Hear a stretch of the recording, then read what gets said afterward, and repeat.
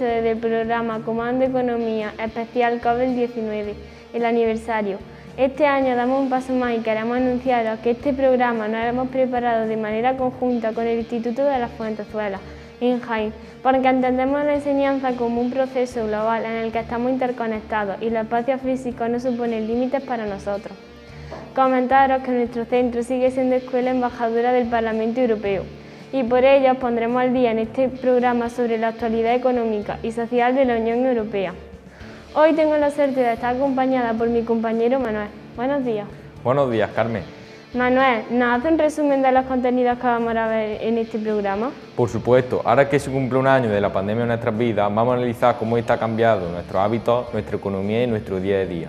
Y para ello hemos salido a la calle y hemos entrevistado a muchas personas que representan los distintos sectores de la actividad y nos van a dar una visión más amplia de lo que ha sucedido y no está sucediendo. Por citar algunos, contaremos con la entrevista de nuestro programa del alcalde de Jaén, don Julio Millán, empresario de distintos sectores económicos, como por ejemplo la hostelería. También entrevistaremos a un representante de la Fuerza y Cuerpos de Seguridad del Estado, a un español que se encuentra pasando la pandemia en Italia, para que nos cuente cómo se está viviendo allí esta situación. Y por supuesto, no nos podíamos olvidar de los expertos en este asunto, el personal sanitario. Muchas gracias, Manuel. Ahora vamos a conectar con nuestra reportera en el Instituto de las Fuentezuelas, Débora Febre. Buenos días, compañera. Buenos días, Carmen. Un placer estar con vosotros hoy. Como bien habéis dicho, estaremos hablando de cómo nuestras vidas han cambiado durante este duro año de pandemia. Para esto, traemos a nuestras reporteras economistas, Sofía, Leticia e Irene, que han salido a las calles de nuestra ciudad jiennense para informarnos de primera mano. Buenos días, Débora. Vamos a comenzar con la entrevista. Buenos días, María. Buenos días. ¿Crees que la gente es consciente de la gravedad de esta pandemia mundial? Pues no, yo creo que no. No somos conscientes. La mayoría no. Háblanos sobre lo que piensas de la vacuna. Pues que habrá salida buena para esto, para la pandemia. ¿Crees que cuando acabe este caos vamos a tener secuelas psicológicas? Sí, yo creo que sí, va. Seguro que sí. ¿Con qué medidas crees que podríamos mejorar esta situación? ¿Con qué medidas? Pues haciendo caso de lo que nos dicen y eso, ¿no? ¿Crees que el toque de queda es efectivo o es una tontería? Yo creo que es efectivo, además se está demostrando que sí. Buenos días. ¿Cómo has llevado estar encerrada durante la cuarentena? Bueno, ha sido complicado, la verdad, porque acostumbrado siempre a salir tanto y tal, pues bueno, fue un choque, pero como pensaba que era un poco momentáneo, que no sé si iba a alargar tanto, pues no fue tan duro al final. ¿Y qué opinas de las medidas sanitarias que se han tomado? En general pienso que son necesarias todas, el tema de la mascarilla, el distanciamiento, no juntarse mucha gente, creo que es lo que se tiene que hacer y que bueno, que si seguimos así probablemente encontremos una solución o bueno, se vaya la cosa mejorando un poco. ¿Y conoces a alguien que haya pasado el coronavirus? Sí, mucha gente. Sí. ¿Y te pondrías la vacuna? Sí, por supuesto.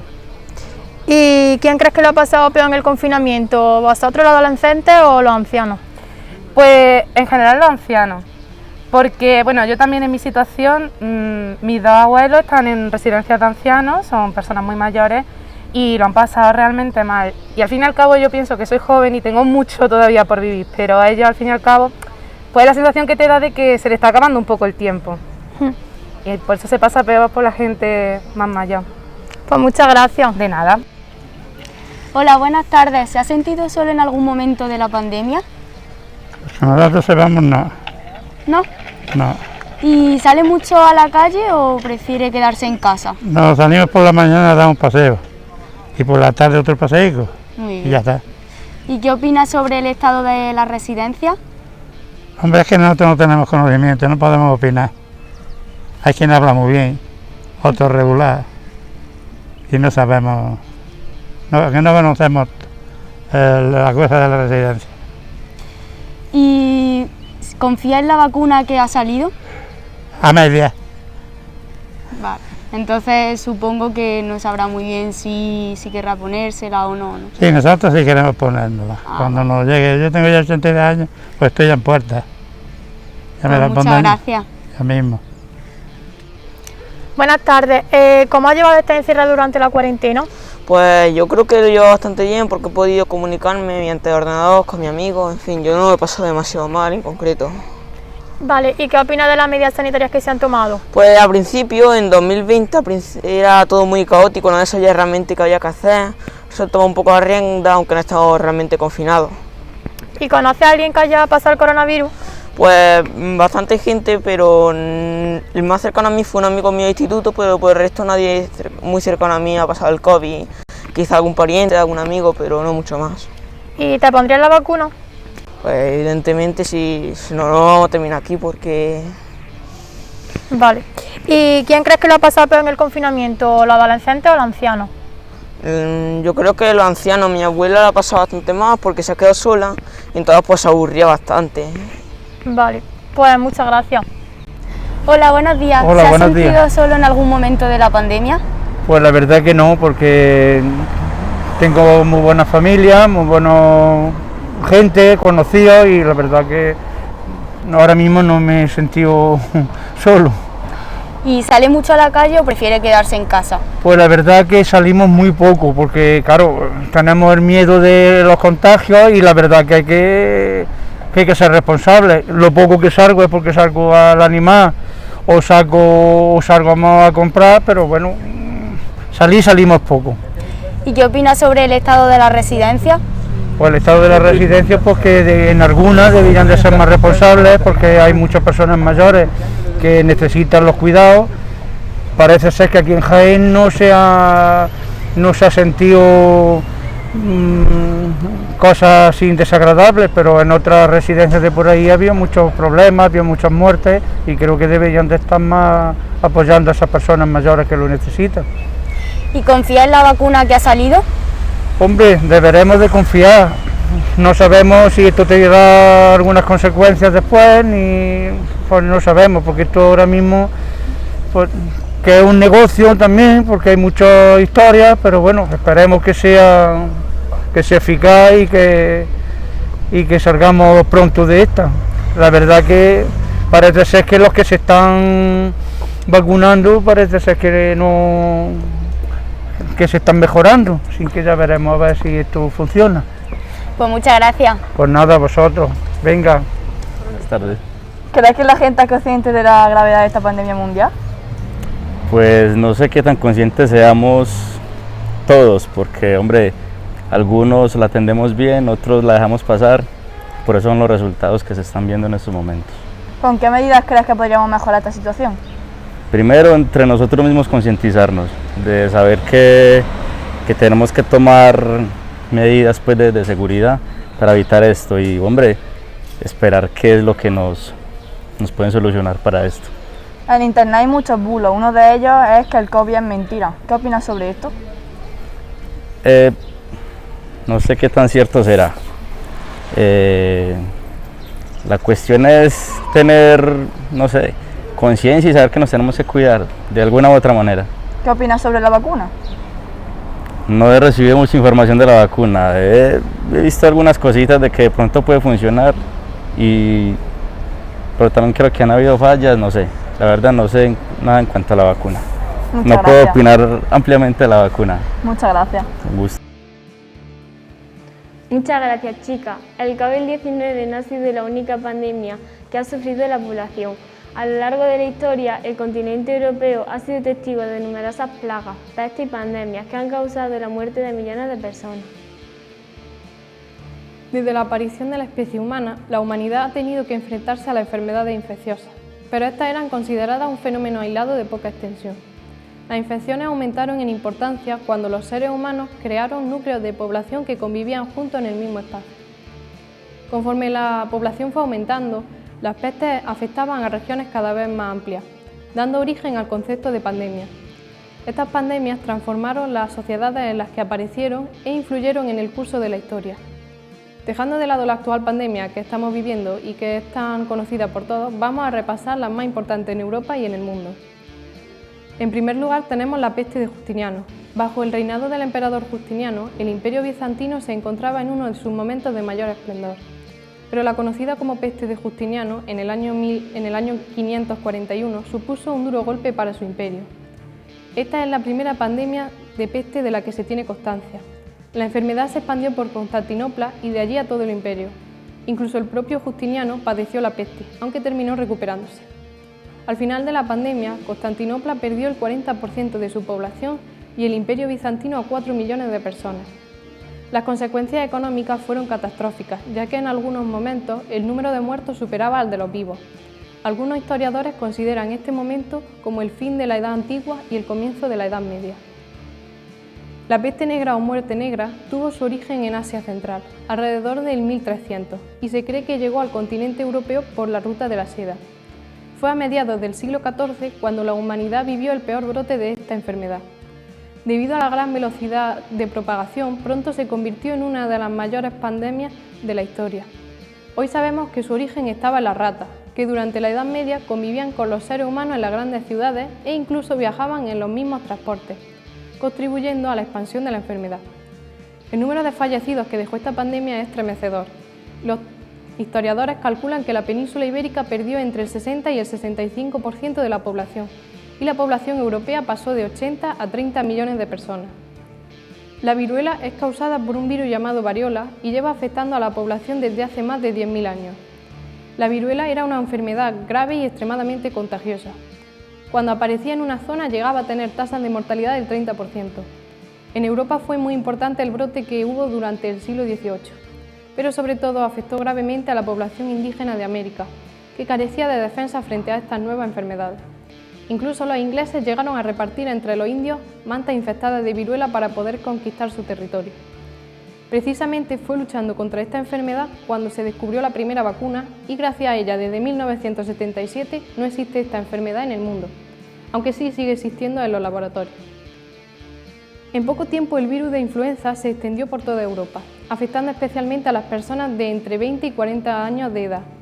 En marzo de 1918, durante los últimos meses de la Primera Guerra Mundial, en un hospital de Estados Unidos se registró el primer caso de gripe española y se extendió por Europa gracias a los soldados que combatían en la Gran Guerra. Se llamó así porque en España no se ocultó la información sobre la pandemia, mientras que en los países que se encontraban en guerra se ocultaban los datos para no alarmar más a la población. Esta variante del virus de la gripe afectó sobre todo a las personas entre 20 y 40 años de edad, como ya hemos dicho antes, y provocó más muertos en los frentes que la propia guerra. Los sistemas de salud se vieron desbordados y las funerarias no daban abasto. Se calcula que la tasa de mortalidad fue de entre el 10 y el 20% de los infectados, llegando a morir en todo el mundo entre 50 y 100 millones de personas. La gripe asiática tuvo su primera aparición en la península de Yunnan, China, y fue provocada por el virus de la gripe A, H2N2, que apareció en 1957. En menos de un año se había propagado por todo el mundo y gracias a los avances médicos que se produjeron durante la gripe española se pudo contener mucho mejor el avance del virus. Esta pandemia causó 1 millón de muertos en todo el planeta. Tan solo 10 años después de la gripe asiática apareció de nuevo en Asia la llamada gripe de Hong Kong. Una variación del virus de la gripe A, H3N2, apareció en esta ciudad en 1968 y se expandió por todo el mundo. De nuevo, 1 millón de personas fueron víctimas de esta nueva cepa de la gripe. En las fotos de la época vemos a las personas fabricando y usando las mascarillas tan conocidas hoy en día. Una de las pandemias más graves y más recientes es la del virus de inmunodeficiencia adquirida, más conocido como SIDA, que quiere decir síndrome de inmunodeficiencia adquirida.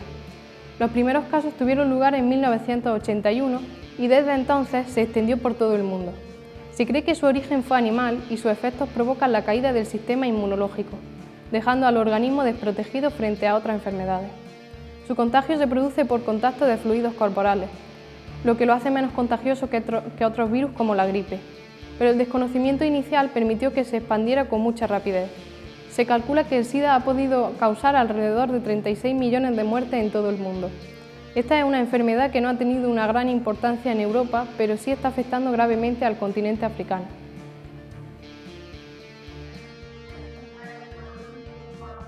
Pasamos ahora a conocer cómo ha afrontado la Administración Pública esta crisis sanitaria, económica y social. Contamos con la intervención del alcalde de Jaén, don Julio Millán, que está con nuestro compañero Adrián. Buenos días, Adrián. Buenos días, compañera. Aquí estamos con don Julio Millán. Muchas gracias por habernos dedicado tu tiempo en estos momentos tan difíciles. Empezamos. ¿Cuál ha sido la repercusión a día de hoy de la pandemia en Jaén? Bueno, pues muchas gracias. En primer lugar, yo creo como toda España, todo el mundo, lo que más nos hemos visto afectado ha sido por los fallecimientos y las muertes, ¿no? Creo que es lo más importante, la salud en definitiva. Y luego, lógicamente, tiene una incidencia importante en la economía, que hemos visto como muchas empresas inicialmente por los confinamientos tuvieron que cerrar. Algunas de ellas siguen viendo mermada su actividad económica y, por otra parte, desde el punto de vista institucional o de la administración pública, quieras que no, sí ciertamente ha habido una desaceleración en proyectos que teníamos tramitados que íbamos a desarrollar, que no hemos visto de alguna forma afectados también por esa limitación de la propia administración pública, por la incidencia del COVID y de todos los profesionales que han impedido que nos hubiera gustado que fuese más rápido, ¿no? Y de alguna forma que han impedido que lleve la velocidad que requería, ¿no? Muy bien. ¿Qué medida ha adoptado el Ayuntamiento de Jaén para intentar paliar en la medida de lo posible las afecciones que el COVID ha dejado en los tejidos económicos de la ciudad?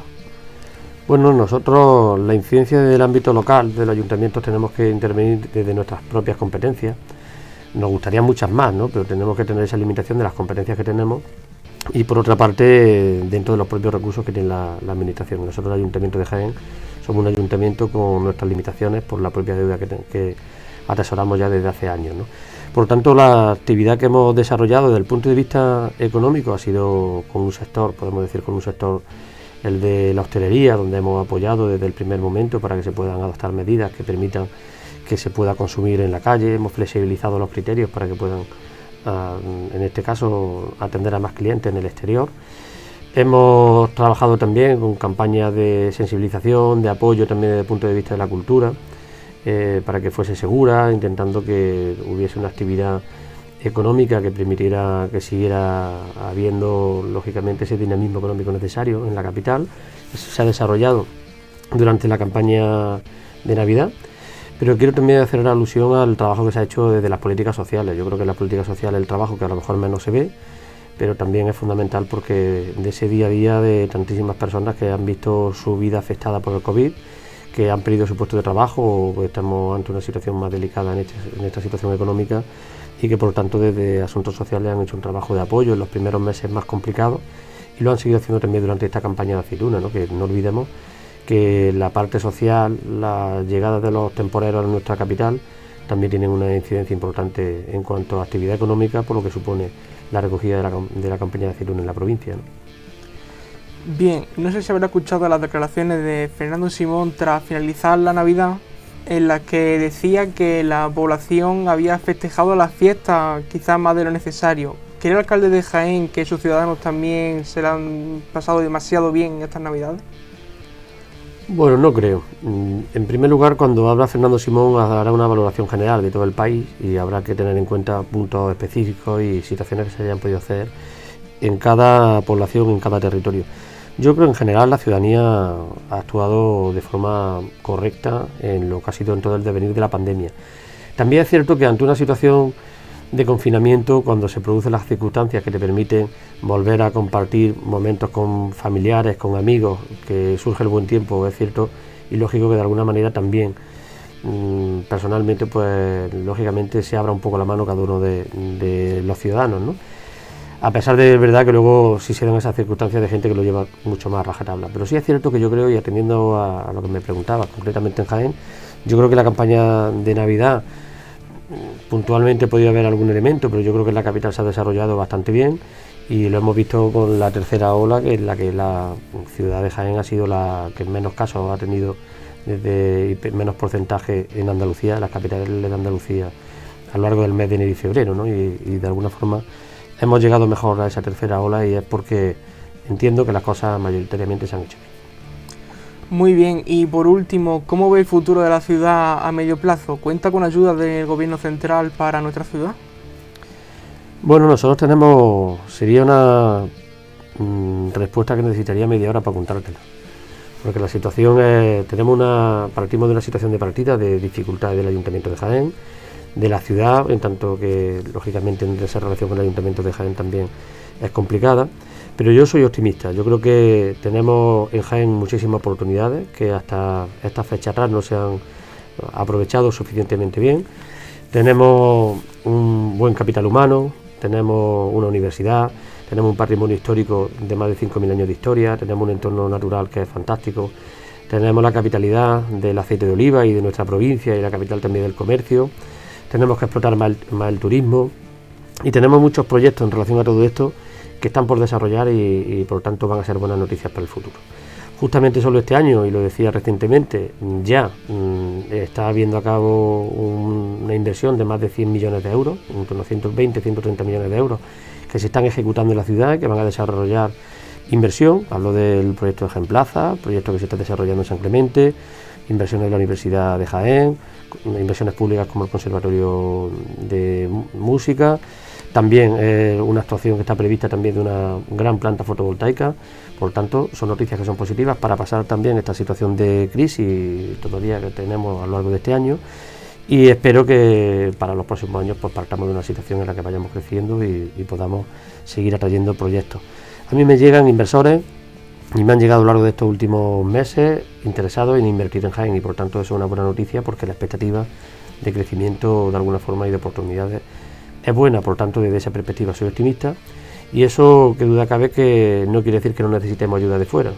Tenemos que hacer nuestro trabajo, que siempre insisto en eso. Y por eso todo esto que te he contado es que tenemos que hacer nuestro trabajo y lo estamos haciendo. Pero lógicamente hay algunas cuestiones y condicionantes que dependen del gobierno de la Junta de Andalucía, cuestiones que dependen del gobierno de España, y por lo tanto necesitamos ese tipo de inversiones para que nos sitúen con las mismas oportunidades que con el resto de España, ¿no? Vamos a pelearlas también y espero que desde esa perspectiva podamos confiar en nosotros, que seamos optimistas y que podamos hacer que la gente quiera seguir viviendo en nuestra ciudad, que es lo que todos queremos. Muy bien, muchas gracias, alcalde. Muy bien, pues muchas gracias a vosotros y mucha suerte.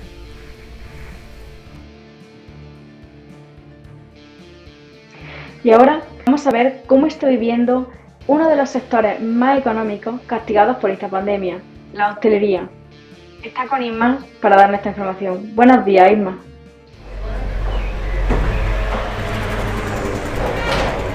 Buenos días, Débora. Aquí estamos con José Manuel Montoro, gerente de Casa Pepe, Jaén. Buenos días. Muy buenas. ¿Cómo le ha afectado la pandemia a su negocio? Pues la verdad que está afectando a todos los negocios de hostelería, nos está afectando casi por igual. Esto ha venido a afectar sobre todo a este sector y estamos haciendo lo que podemos, pero sí, nos está afectando muchísimo. ¿Ha tenido que despedir a trabajadores? No, nosotros por las circunstancias de nuestro negocio, que tenemos una terracita, que dependemos del buen tiempo, estamos intentando mantener la plantilla, pero somos una excepción. La mayoría del sector sí está despidiendo plantilla y están aliviando, intentando que los gastos sean mínimos, ya que la facturación ha bajado en un 40, en un 50 y en un 60%. ¿Le ha costado mucho trabajo adaptarse a las nuevas restricciones? Bueno, debido a que el negocio es pequeñito, sí nos está costando bastante trabajo. En negocios pequeñitos es muy difícil mantener la distancia de seguridad y es muy difícil que el cliente no se sienta agredido por la falta de espacio. Pero bueno, ahora mismo hacemos lo que podemos y yo creo que estamos pasando esto con nota. ¿Ve bien las medidas que se han aplicado en relación al COVID en el sector de la hostelería? No, las medidas son insuficientes claramente, pero bueno, es lo que hay.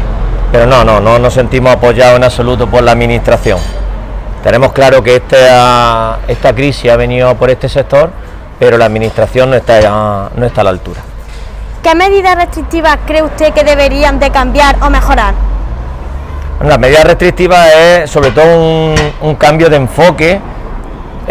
No sé a quién se le ha ocurrido que toda la culpa es del sector, cuando esto es un virus que ha venido por otras circunstancias y en nuestros negocios intentamos que se cumplan lo acordado de la mejor manera, pero lo que no entiendo es por qué esa focalización en el sector y culpabilizarnos a nosotros, cuando aquí, por ejemplo, el cliente se comporta de una manera correcta y cumple las medidas al 100%. Ahora que le están viendo muchos telespectadores, incluso políticos, ¿le gustaría decirle algo? Pues lo dicho, me gustaría decirles que cambien el chip, que intenten afrontar la crisis esta que se nos ha venido encima de la mejor manera, pero intentando no culpabilizar a nosotros, no culpabilizar al sector de la hostelería. Esto es una cosa que ha venido a buscarnos la ruina a todos, pero el sector que verdaderamente se está viendo afectado es el nuestro. Muchas gracias, José, por tu tiempo y espero que tu negocio mejore y no se vea más afectado por la pandemia. Muchas gracias, Isma.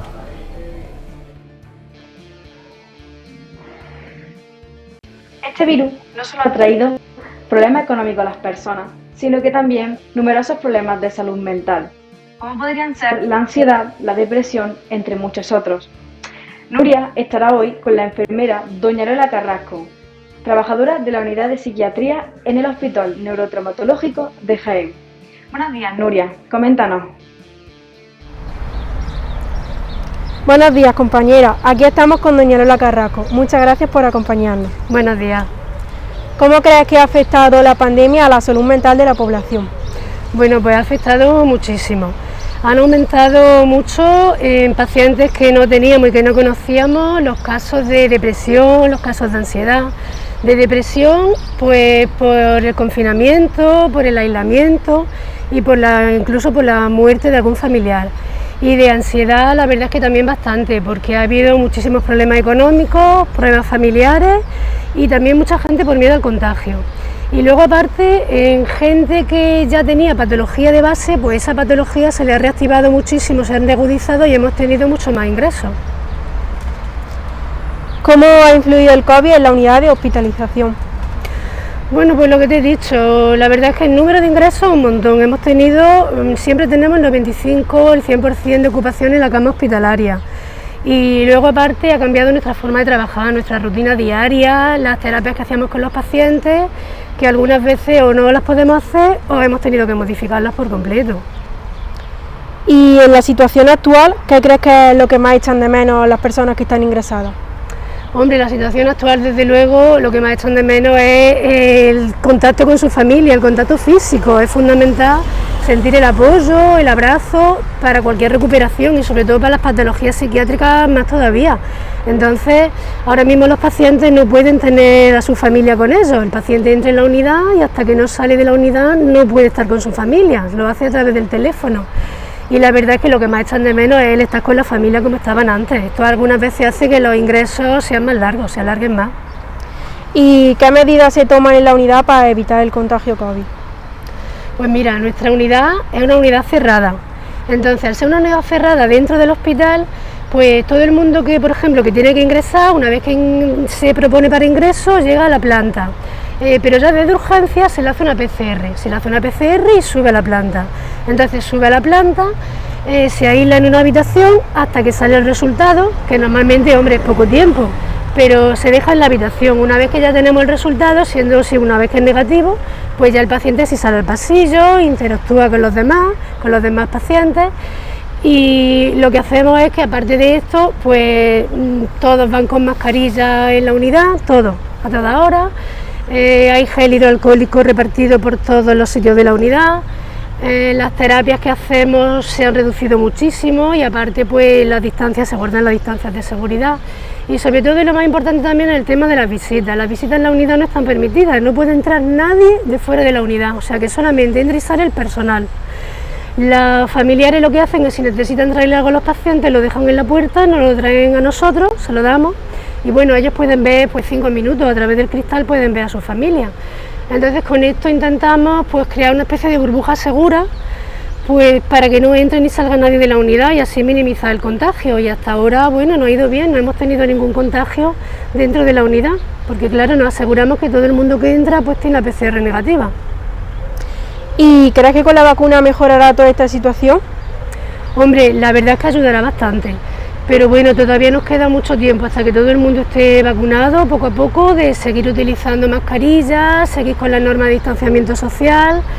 Y de todas formas, en respecto a la salud mental, aunque todo esto vaya pasando, debido a la pandemia siempre va a haber gente que se va a quedar con problemas de salud mental durante un tiempo y va a necesitar ayuda profesional. Y entonces es verdad que a lo mejor ha habido ahora problemas que gente antes no tenía esos problemas y debido a la pandemia ha habido muchísimos más casos y que van a seguir con ayuda profesional seguro por todo este confinamiento y lo que es la pandemia. Muchas gracias. Pues muy bien. Ahora Ha llegado el turno de las fuerzas y cuerpos de seguridad del Estado. Estos agentes han tomado un papel muy importante durante esta pandemia para que el cumplimiento de los ciudadanos y la seguridad de estos. Tenemos a Ana Mari, que está con don Alfonso Pegalajar Raya, delegado de Participación Ciudadana de la Comisaría de la Policía Nacional de Jaén. Buenos días, Ana Mari. Buenos días, compañera. Muchas gracias, don Alfonso, por compartir con nosotros sus impresiones sobre cómo ha afectado la COVID-19 a su trabajo diario. En base a lo que usted ha vivido mientras sale a patrullar, ¿se puede decir que la gente es consciente de la gravedad de la COVID-19? Buenas tardes, Buenas tardes. Ana Mari. Para mí es un placer que hayáis invitado a la policía y que podamos participar en vuestro proyecto. Un placer. Pues hombre, sí, la verdad es que en base a lo que nosotros vemos, efectivamente la gente está bastante concienciada de la gravedad de la pandemia provocada por el COVID. En líneas generales cumplen bien todas las normas y bastante bien, sí.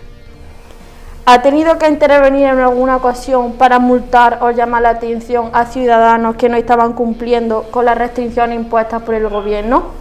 Bueno, sí, a pesar de lo que te he dicho antes, que se está cumpliendo bastante bien, la gente está siendo bastante responsable y están cumpliendo con las normas, pues efectivamente en alguna ocasión pues hay algunas personas que no cumplen con las normas y ponen en peligro pues no solo su salud, sino la salud del resto de los ciudadanos.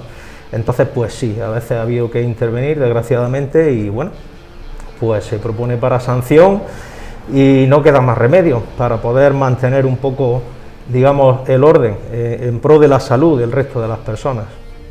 ¿Cómo ha afectado las COVID a las charlas formativas que impartí a través del plan director en los centros educativos? Sí, pues las charlas que venimos impartiendo durante el resto de años, antes de que empezara la pandemia, pues las charlas eran presenciales y efectivamente pues teníamos un contacto más directo con los alumnos, podíamos acercarnos a ellos a nosotros, que un poco es la filosofía del plan director, ¿no? Pero este año pues lo tenemos que hacer por videoconferencia, pero realmente se están dando pues todas las charlas, a todos los centros educativos que han pedido pues estamos dando las charlas, de violencia de género, de riesgo en internet, en fin, de acoso escolar, de todos. Cuando la gente salía a aplaudir a los balcones, podría escuchar usted que estos aplausos también iban dedicados a las fuerzas y cuerpos de seguridad del Estado, ¿le daba más fuerzas para seguir trabajando? Sin duda, a nosotros eso era pues un aliciente más, para nosotros nos gustaba mucho y era una motivación extra para seguir trabajando.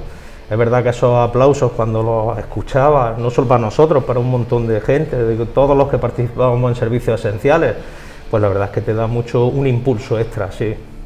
¿Ha tenido muchos casos de COVID entre sus compañeros de acuartelamiento?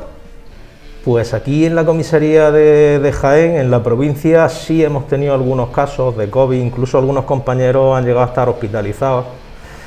Pero bueno, afortunadamente se están recuperando todos bien, parece ser que no va a haber nadie con secuelas, no sabemos todavía, pero bien, afortunadamente bien. Actualmente solo hay 2 casos en la provincia contagiados positivos y están en cuarentena y atendidos por las autoridades sanitarias. ¿Qué equipamiento especial llevan ustedes para protegerse de la COVID-19?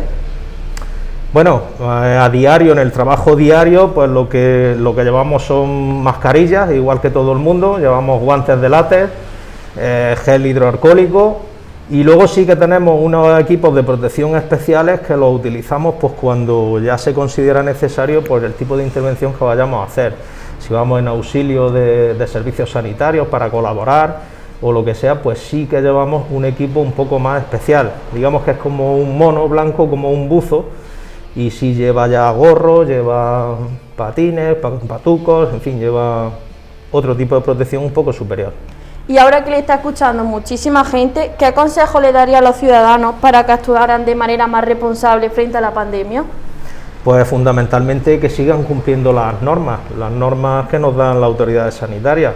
Muy importante la mascarilla, por supuesto, muy importante seguir manteniendo la distancia social que nos marcan las autoridades sanitarias y, en fin, sentido común, intentar no ir a los lugares donde pueda haber mucha concentración de personas y, sobre todo eso, cumplir con esas medidas sanitarias que nos dicen las autoridades sanitarias. Muchísimas gracias. Muy bien, muchas gracias a ti. Muchas gracias, Débora, por esta visión tan completa de lo que está suponiendo para los distintos sectores de actividad esta crisis.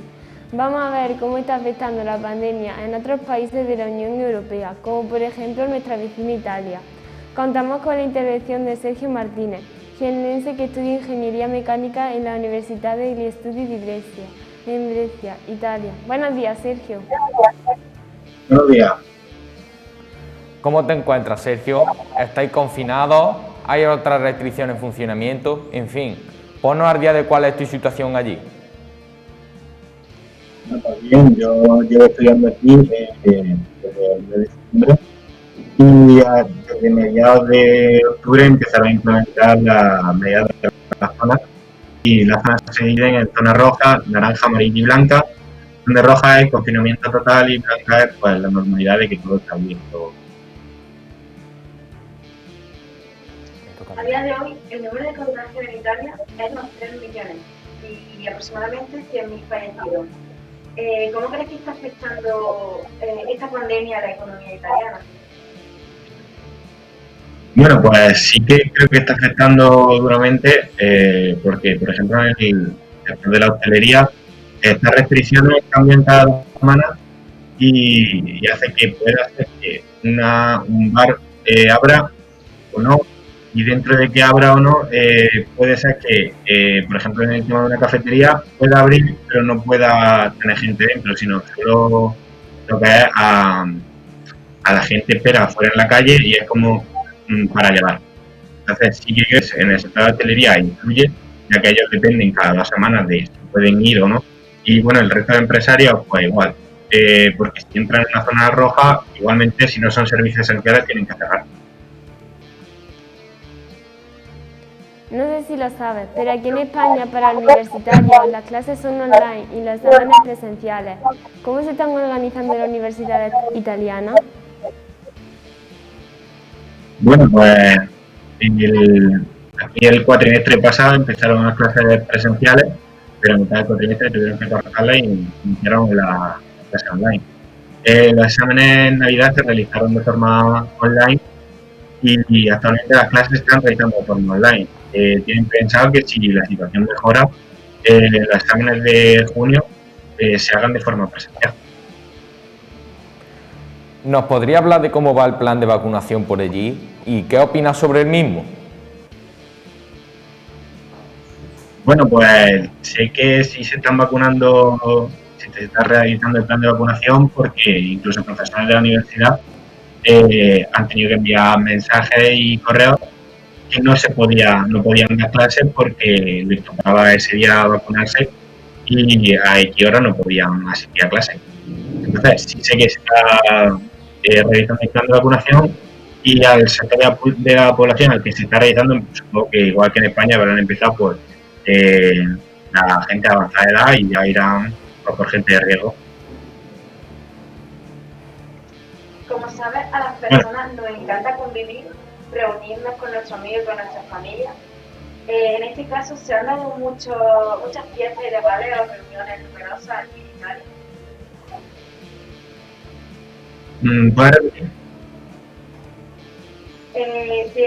A las personas nos encanta vivir en sociedad y reunirnos con nuestros amigos y familia. Y si se han dado muchos casos de fiestas numerosas y de reuniones ilegales, por ejemplo.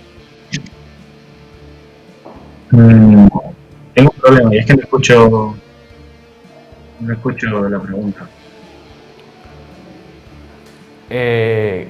Sergio, ¿se han dado fiestas ilegales o reuniones numerosas allí en Italia? Vale.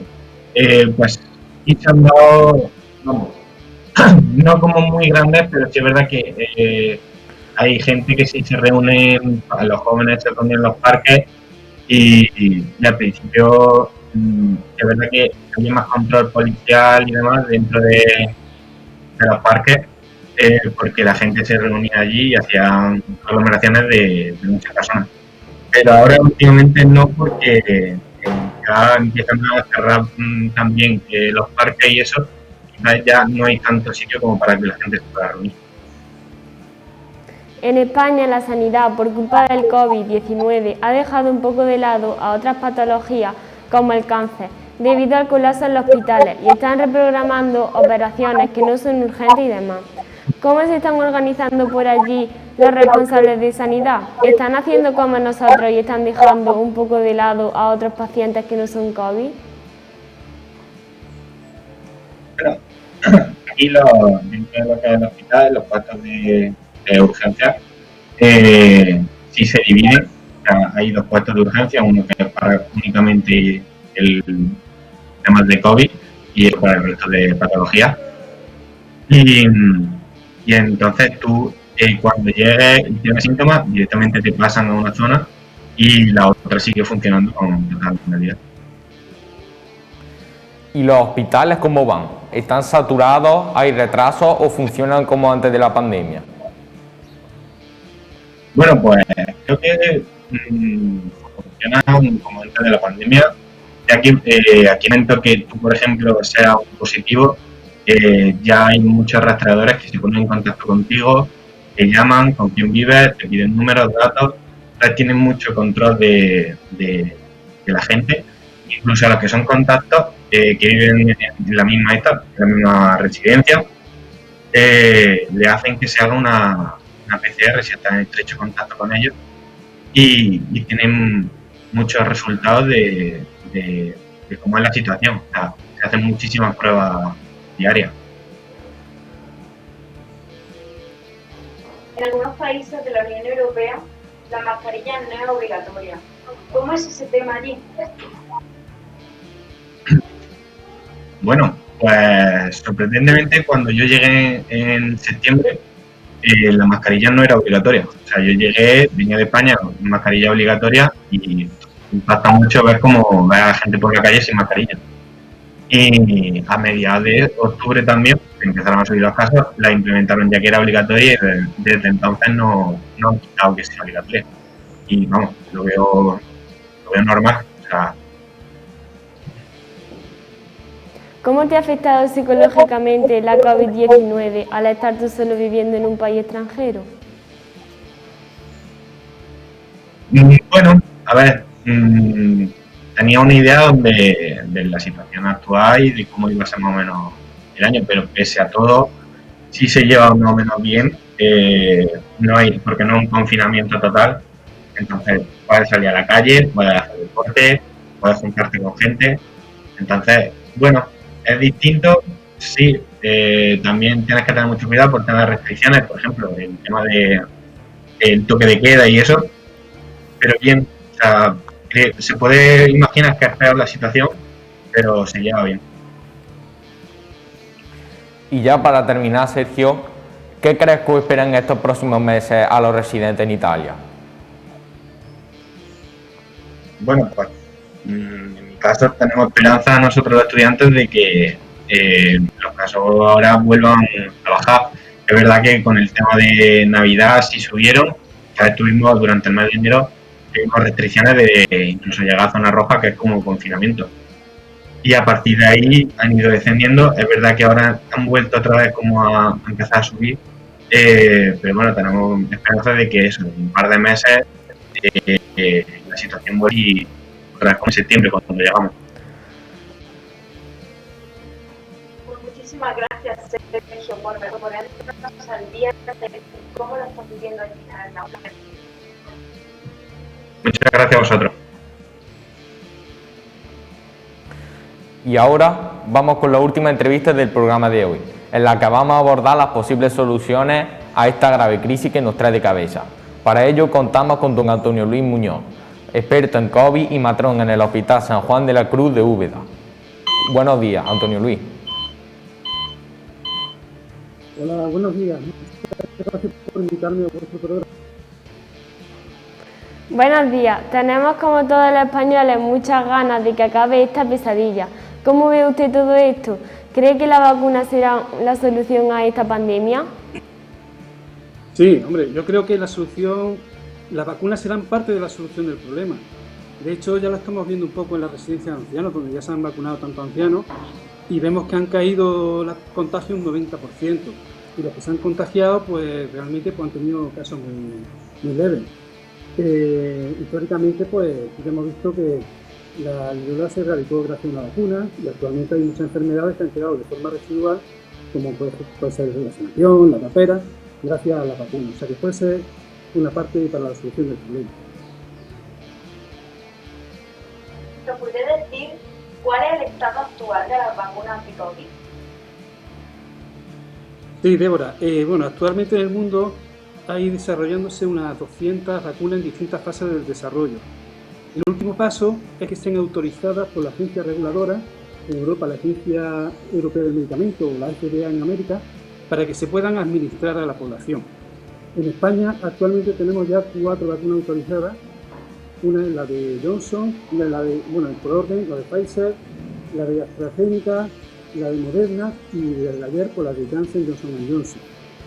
Que esta tiene la novedad de que solamente con una dosis parece que tiene su efecto positivo. Tienen que venir otras más. También en el mundo se está distribuyendo la China y la rusa Sputnik, que si es autorizada por la Agencia Europea del Medicamento, también puede llegar a España.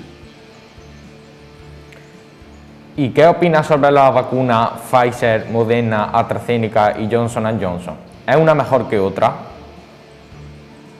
Bueno, vamos a ver, para casos graves, todas las vacunas que han sido aprobadas tienen una efectividad del 85%, todas, incluso la AstraZeneca que se han puesto vuestros profesores. Si lo comparamos con la vacuna de la gripe, que tiene una efectividad del 50 o 60%, podemos decir que estamos ante unas muy buenas vacunas. La Pfizer y Moderna tienen la tecnología del ARN mensajero, que es la primera vez que se ensaya con vacunas. Y es alucinante lo que nos meten en un libro de instrucciones para que nuestras células fabriquen una partícula, la proteína S, para que nuestro cuerpo reaccione. O sea, no nos mete ningún virus ni nada, sino somos nosotros mismos, nuestro cuerpo, la que fabrica esa proteína. La de AstraZeneca y la nueva, la de Janssen, tiene una tecnología similar.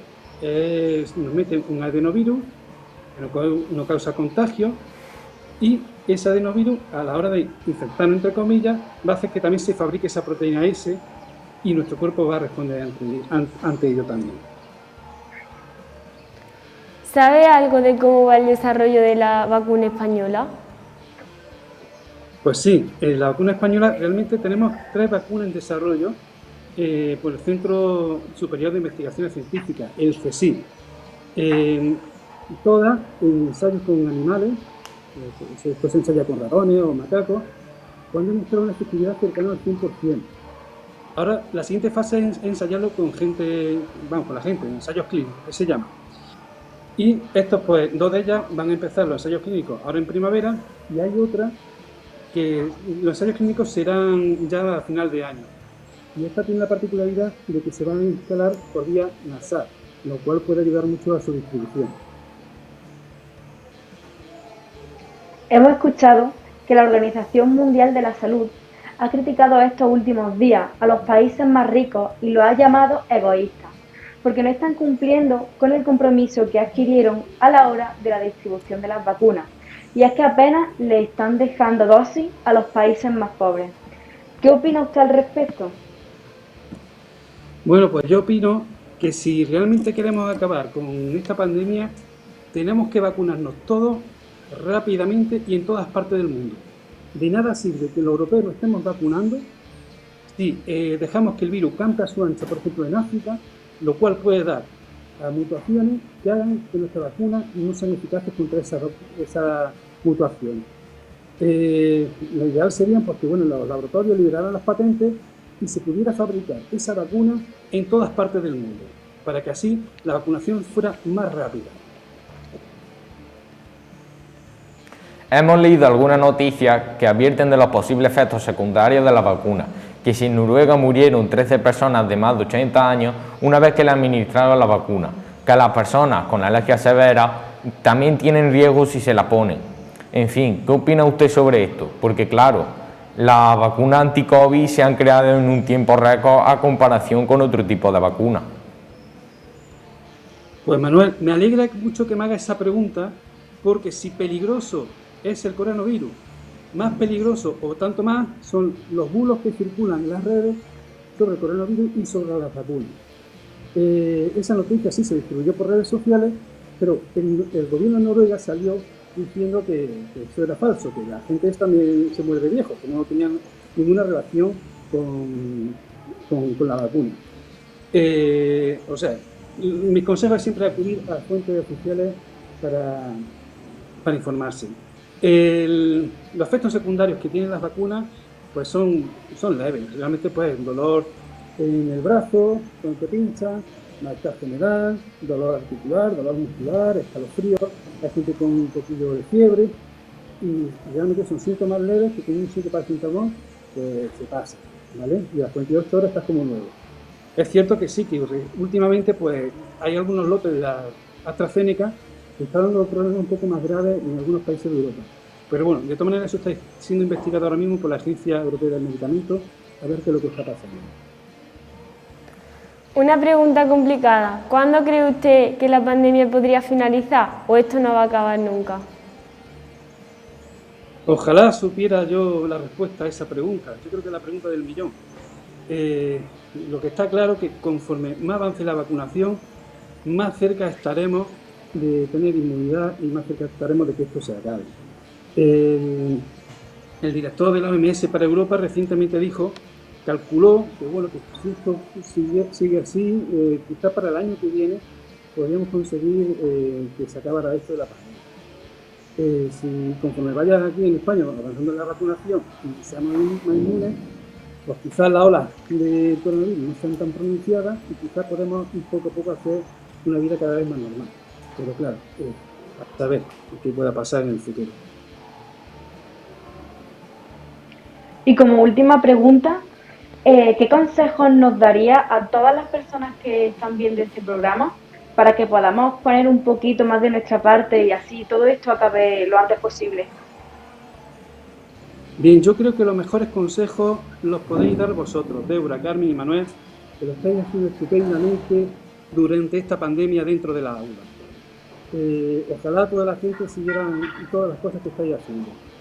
Los consejos por los que sabéis: mascarilla, distancia social, higiene de manos, limitar los contactos sociales, ventilar los cerrado. Me consta que en pleno invierno habéis tenido la ventana abierta, ole por vosotros.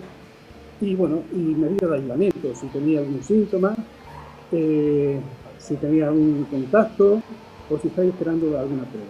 Y por supuesto, pues vacunaros cuando os toque.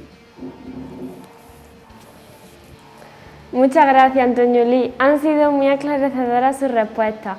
Ha sido un placer. Y esto ha sido todo. Muchísimas gracias por estar ahí y acompañarnos en el programa de hoy, en el que hemos hecho balance de este primer año de la COVID-19 en nuestras vidas.